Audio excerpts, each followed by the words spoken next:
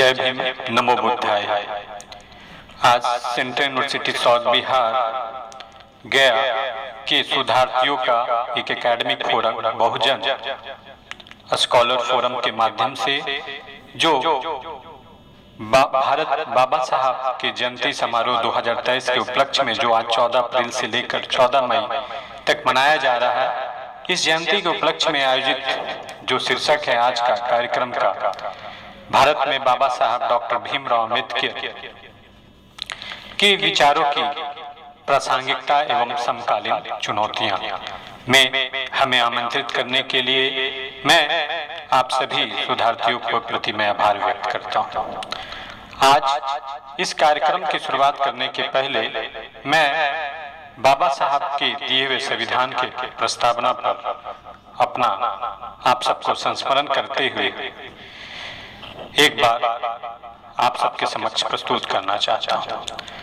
हम भारत के लोग भारत को एक संपूर्ण प्रभुत्व संपन्न समाजवादी पंथ निरपेक्ष लोकतांत्रिक गणराज्य बनाने के लिए तथा उसके समस्त नागरिकों को सामाजिक, आर्थिक और राजनीतिक न्याय, विचार, अभिव्यक्ति, विश्वास, धर्म और उपासना की स्वतंत्रता, प्रतिष्ठा और अवसर की समता प्राप्त कराने के लिए तथा उन सब में व्यक्ति की गरिमा और राष्ट्र की एकता और अखंडता को सुनिश्चित करने वाली बंधुता को बढ़ाने के लिए दृढ़ संकल्प होकर अपने इस संविधान सभा में आज तारीख 26 नवंबर 1949 को इतर द्वारा इस संविधान को अंगीकृत, अधिनियमित और आत्मर्पित करते हैं। बाबा साहब के दिए गए संविधान के द्वारा आज अपने अधिकारों को संस्मरण करते हुए हमें बहुत प्राउड फील हो रहा है। आज के कार्यक्रम में उपस्थित मंचा सिंह सेंट्रल यूनिवर्सिटी साउथ बिहार के डॉक्टर कर्मानंद आर्य साहब, डॉक्टर मुसाफिर बैठा साहब, प्रोफेसर रविकांत साहब, प्रोफेसर अशोक कुमार साहब, श्री प्रकाश साहब और सेंट्रल यूनिवर्सिटी साउथ बिहार के भूगोल विभाग के विभागाध्यक्ष महोदय प्रोफेसर किरण मैम के प्रति मैं आप सबके प्रति मैं आभार व्यक्त करता हूं। जय भीम, नमो बुद्धाय। विषय की प्रासंगिकता पर आते हुए मैं अपनी बातों को शुरुआत करते हुए मैं अपना विचार रखता हूं। देश स्वतंत्रता की लड़ाई लड़ रहा था। आजादी की लड़ाई तो 100-200 सालों की 200 वर्षों की आजादी की लड़ाई थी, गुलामी की दास्ता के विरुद्ध, परंतु बाबा साहब उस आजादी की लड़ाई लड़ रहे थे जो हजारों वर्षों से, सदियों से हमें गुलाम बनाए हुए थे। वह गुलामी की दास्ता तथाकथित कुछ समाज के वर्गों के द्वारा हमें उन मानवीय अधिकारों से वंचित रखते हुए हमें मानव के रूप में नहीं समझा जाता था। हमारे चलने से धरती अपवित्र ना हो इसलिए हमारे कमर में झाड़ू बांध दिए जाते थे। हम थूके तो धरती गंदी ना हो जाए इसलिए हाड़ी बांध दिया जाता था। हमें शिक्षा के अधिकारों से वंचित रखा गया। हम अगर वेदों को सुन ले तो हमारे जीवा काट दिए जाए, सुने तो कानों में शीशे पिघलाकर डाल दिया जाए और यदि उच्चारण करे तो हमारे जीवा काट दिए जाए। हमारी महिलाएं को भी घरों के अतिरिक्त उन अधिकारों से भी वंचित रखा गया।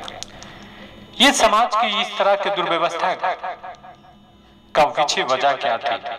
वो धार्मिक ग्रंथ जिसका न कोई तर्क था, न कोई वैज्ञानिकता थी, न कोई नैतिकता थी। ऐसा इसलिए क्योंकि उन धर्म ग्रंथों में कहा गया, परंतु उन धर्म ग्रंथों में क्यों कहा गया इसका कोई तर्क नहीं, इस पर कोई सवाल नहीं उठा सकता। हम उन धर्म ग्रंथों की बात कर रहे हैं जो धर्म ग्रंथ मनुस्मृति और वेदों में व्याख्या किया गया। कहा गया कि स्त्री का जन्म सिर्फ अपने पति की सेवा करने के लिए जन्म लिया है तो पिता के संरक्षण में रहे और शादी के बाद पति के संरक्षण में रहे और बुढ़ापे में पुत्र के संरक्षण में रहे। वो परिवार के हित के लिए होता, परिवार की सेवा में ही वो अपने समर्पण और त्याग की भावना समझे। इस तरह का दुर्व्यवस्था, इस तरह की व्यवस्थाएं उन धार्मिक ग्रंथों के माध्यम से किया गया। बाबा साहब इन सभी समस्याओं को लेकर वो चाहते थे कि स्वतंत्रता की लड़ाई सिर्फ स्वतंत्रता की लड़ाई ना हो, बल्कि हमारी एक सामाजिक क्रांति और सामाजिक समानता की लड़ाई हो, हमारे स्वाभिमान की लड़ाई हो, जहां मानव को मानव समझा जाए, हमारी मानवता की लड़ाई हो, मानवता के ऊपर एक स्वतंत्रता की लड़ाई हो। बाबा साहब 1916 में जब न्यूयॉर्क में अपनी पेपर कास्ट इंडिया में को प्रेजेंट करते हैं, तो बहुत से दुनिया भर के विद्वानों का ध्यान भारत की जाति संरचना पर प्रभाव पड़ता है और उनका प्रभाव देखते हैं। बाबा साहब एक ऐसे व्यक्ति थे जिन्होंने अपनी समस्याओं के, यहाँ भारत की वंचितों की, समाज की कमजोर वर्गों का, जो लंबे समय से शोषित रहे, अंतर्राष्ट्रीय स्तर पर उनको उजागर करने के साथ साथ भारत की स्वतंत्रता की लड़ाई में एक सामाजिक समता, एक सामाजिक स्वतंत्रता की लड़ाई भी लड़ रहे थे। वो इसलिए क्योंकि भारत की जातीय व्यवस्था सबसे बड़ा एक आधार था। अगर हम स्वतंत्र भी हो जाते तो जातीय व्यवस्था के कारण हम हमेशा पीड़ित रहते थे। बाबा साहब ने कभी किसी पर्टिकुलर जाति और धर्म के ऊपर कभी कोई विरोध नहीं किया। उनका विरोध सिर्फ उस जातीय धर्म के आधार पर जो आडंबर है, जिसमें इंसान को शोषण करने का जरिया इंसान को इंसान न समझा जाए, जहां पशुओं की क्रूरता के साथ बलि किया जाए, महिलाओं के प्रवेश पर वंचित हो, दलितों के प्रवेश पर वंचित हो, ऐसी धार्मिक व्यवस्था, ऐसी धार्मिक कुरीतियां जो मानव को मानव के साथ शोषण का रास्ता दे, ऐसी व्यवस्था को उन्होंने विरोध किया, ऐसी आडंबर को उन्होंने विरोध किया। उन्हें ब्राह्मण को विरोध नहीं किया, ब्राह्मणिज्म को विरोध किया, जिसका न कोई तर्क था न नैतिकता थी। बाबा साहब कहते थे कि किसी भी धर्म में अगर तर्क और नैतिकता ना हो तो वह धर्म ना होकर एक शोषण का जरिया बन जाता है। इसलिए कोई भी धर्म हो, तर्क और उसमें वैज्ञानिकता ही उसकी मानवीय पक्ष को मजबूत करता है। बाबा साहब 1927 में महार आंदोलन को लेकर अपनी सबसे ज्यादा लोगों के बीच में लोकप्रिय हुए, जब उन्होंने चावदार के तालाब पर 1927 में जब चावदार के तालाब पर उन्होंने पानी पिया, तो उन्होंने अपने लोगों को संबोधित करते हुए कहा कि हमारा उद्देश्य सिर्फ आज इस तालाब पर आकर पानी पीने की नहीं थी, पानी तो हम पहले भी पी रहे थे। हमारी लड़ाई एक सामाजिक समता की, स्वाभिमान की रक्षा की लड़ाई है, जो हमें हजारों वर्षों से वंचित रखा गया। मेरी महिला, मेरे माताएं, बहनों, आप भी उस तरह का वेशभूषा, वस्त्र धारण करें जैसे समाज के स्वर्ण वर्ग की महिलाएं वेशभूषा धारण करती हैं। हमारा व्यक्तित्व भी उस तरह का होना चाहिए जो समाज में कभी जातीय स्वरूप के आधार पर विविधता ना हो। ये बाबा साहब उस समय की बात करते हैं जिस समय हमारा समाज के लोग सोए हुए थे, जागृत नहीं थे, और इसीलिए भारत में जातीय व्यवस्था को लेकर उन्होंने निरंतर अपने स्वतंत्रता आंदोलन का एक सबसे बड़ा केंद्र में रखा। बाबा साहब के इन्हीं योगदान को देखते हुए जात पात तोड़क मंडल के महामंत्री और सचिव के संत राम ने बाबा साहब को आमंत्रित किया लाहौर अधिवेशन की अध्यक्षता करने के लिए कि बाबा साहब, डॉक्टर भीमराव अम्बेडकर आपसे बड़ा इस देश की जातीय संरचना को कौन समझता होगा। इसलिए भारत में जातीय व्यवस्था के ऊपर तोड़ने, जाति व्यवस्था को हटाने, समाप्त करने के लिए आप इस अधिवेशन की अध्यक्षता स्वीकार करें। तो बाबा साहब ने जो अपनी भाषण की प्रति लिखकर भेजा, उसको लेकर हिंदू महासभा को बहुत आश्चर्य, विरोध उत्पन्न हुआ कि बाबा साहब जो भाषण देना चाहते हैं डॉक्टर बी.आर. अम्बेडकर, वो हिंदू धर्म को लेकर उनका कटाक्ष है जिसे स्वीकार नहीं किया जा सकता। उन्होंने हिंदू शब्द की कुछ जो व्याख्या थी, जिनको लेकर समाज में असमानता थी, उनको हटाने के लिए बाबा साहब का विरोध किया।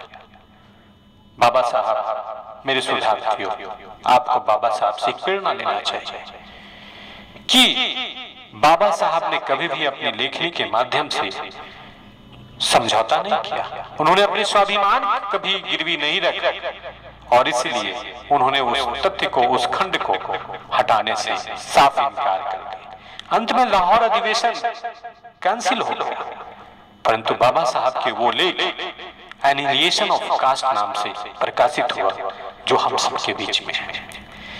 बाबा साहब के साथ गांधी जी की भी अच्छा एक सहयोग की भूमिका नहीं रही। जब 1930 में गोलमेज सम्मेलन के लिए भारत के विभिन्न समाज की हर एक वर्गों के प्रतिनिधित्व के रूप में जब मैकडोनाल्ड की अध्यक्षता में जॉर्ज पंचम, उस समय के ब्रिटिश महाराजा जो थे जॉर्ज पंचम के समक्ष में जब गोलमेज सम्मेलन आयोजित हो रहा था, तो गांधी ने बाबा साहब का ये कहकर विरोध किया कि बाबा साहब तो दलितों, हिंदू समाज का दलित और वंचित समाज जो है, शेड्यूल कास्ट है, वो हिंदू समाज से अलग अभिन्न नहीं है।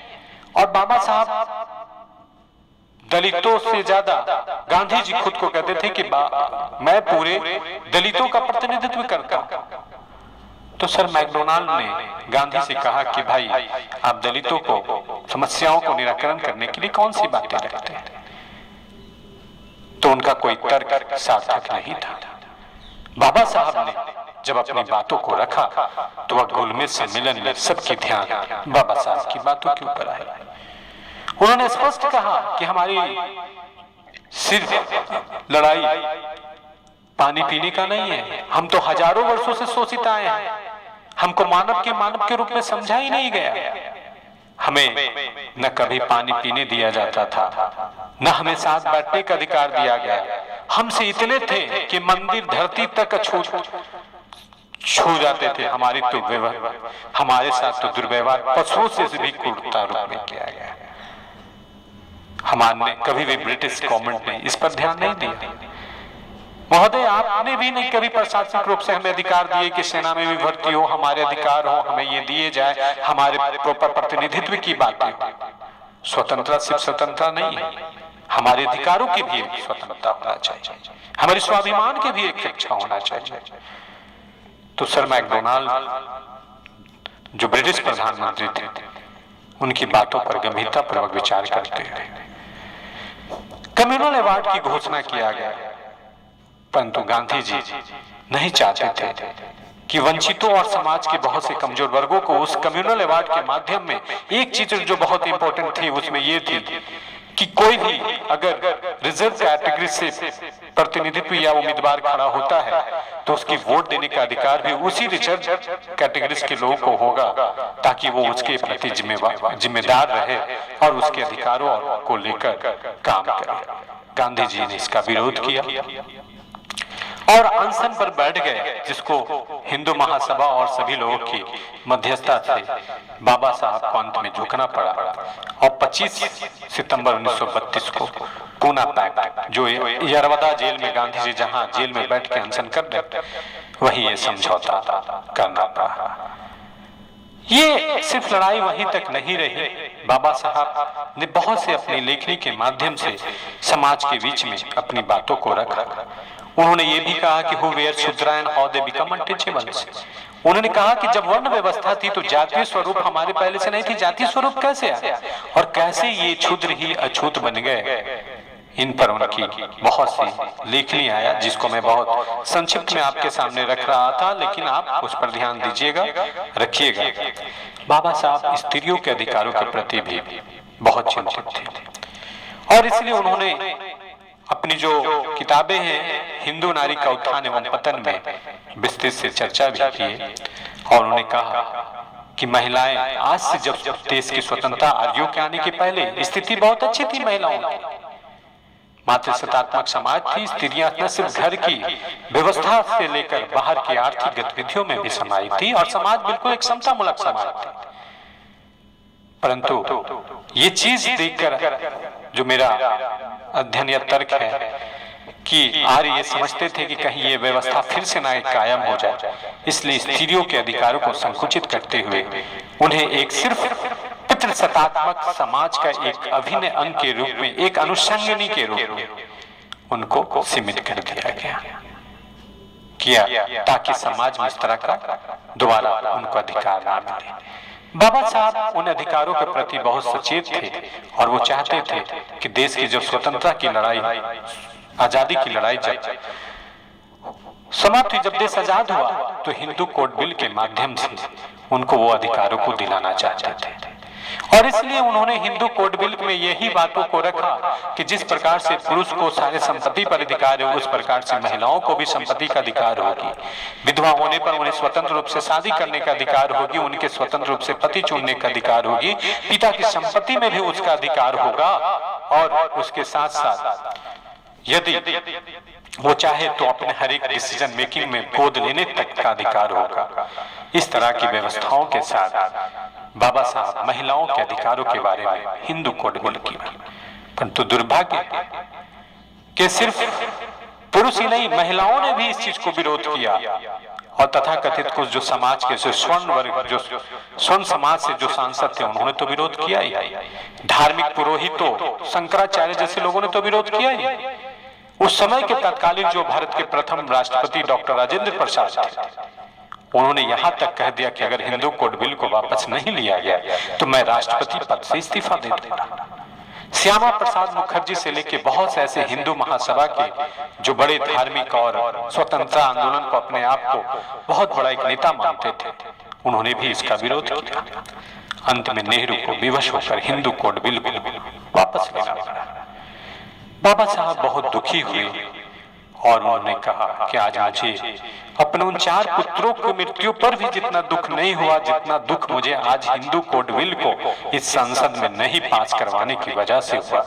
और अंत में उन्होंने कानून मंत्री के पद से इस्तीफा दे दिया। बाबा साहब बहुत ही समाज को लेकर चिंतित थे, इसीलिए वो हमेशा समाज के लिए समर्पित रहते थे। वो बहुत विद्वान थे, बैरिस्टर थे, पढ़े लिखे थे। अगर चाहते तो समाज के एक अच्छा नौकरी लेकर अपने परिवार के जिंदगी के साथ आराम से बिताते, जैसा हम आप आज लोग सोचते हैं। परंतु उनके जीवन संघर्ष में उनके परिवार की जितनी यातनाएं हुई, वो एक सामान्य बात नहीं थी। उन्होंने कभी भी व्यक्तिगत सामाजिक निष्ठा के आगे व्यक्तिगत निष्ठा को कभी प्राथमिकता नहीं दिया और समाज के लिए समर्पित रहा, ये जानते हुए कि मैं उस समाज के लिए संघर्ष कर रहा हूं जो समाज वर्षों से सोया हुआ है, जिन्हें ये पता नहीं कि हमारे अधिकार क्या है, हमारा स्वाभिमान क्या है। मैं ऐसे समाज के लिए संघर्ष कर रहा हूं। मेरे मित्रों, जो आज हमें मिला है वो हमें विरासत में मिला है, वो हमारे लंबे संघर्षों की दास्तान है। हमें कोई भी चीज अगर हमें मिला तो वो एक संघर्ष के माध्यम से मिला, और इसमें हजारों सालों तक कितने लोगों की संघर्ष रहा। इसीलिए जब एक ब्रिटिश पत्रकार जब भारत की स्थिति को समझना चाह रहे थे तो उन्होंने सबसे पहले नेहरू के पास गया। देखिए कि नेहरू तो 10-11 बजे अपने सो रहे। जिन्ना के पास गया, मुस्लिम समाज की स्थितियों को समझने, जिन्ना भी सो रहे थे। गांधी जी के पास गए, गांधी जी भी सो रहे थे। जब सब जगह से सोकर रात को 2 बजे से बाबा साहब के दरवाजे से गुजर रहे थे, तब उन्होंने देखा कि टेबल लाइट चल रहा है। तब बाबा साहब से मिले कि सभी लोग सो रहे हैं, आप इस समय तक भी जाग रहे हैं। तो बाबा साहब ने कहा वो लोग इसलिए सो रहे हैं क्योंकि वो कि समाज जाग रहे हैं। मैं इसलिए जाग रहा हूं क्योंकि मेरा समाज अभी तक सो रहा है। बाबा साहब एक ऐसे व्यक्तित्व के नाम है जिन्होंने हम सबके एक न सिर्फ स्वाभिमान, एक सिर्फ अधिकार नहीं दिए, बल्कि एक जीने की कला दी, एक अधिकार दिए। बाबा साहब दीक्षा भूमि में जब बौद्ध धर्म स्वीकार कर रहे थे तो बहुत दुखी हुए कि आज मुझे सबसे ज्यादा अपनी उन लोगों के से दुख हो रहा है जिनके लिए मैं आजीवन संघर्ष किया, अपना त्याग किया, ये जानकर कि कल भी एक दिन ये जब डॉक्टर, इंजीनियर, अभियंता, सांसद, विधायक और किसी भी सरकारी एवं उच्च पद पर जाए तो अपने लोगों को भलाई करे, परंतु जब ये डॉक्टर, इंजीनियर बनते हैं या कोई भी पद पर गए तो आज अपने लोगों को पीछे छोड़ दिए। बाबा साहब हम लोगों के लिए एक बहुत बड़ा रास्ता दिया, संघर्ष किया।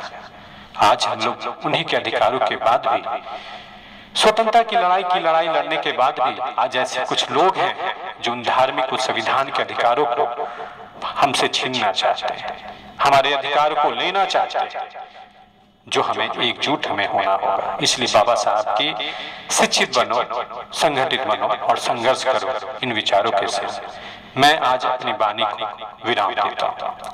बहुत बहुत धन्यवाद, थैंक यू। आगे हम फिर आपसे मिलेंगे इस उम्मीद के साथ। जय भीम, नमो बुद्धाय।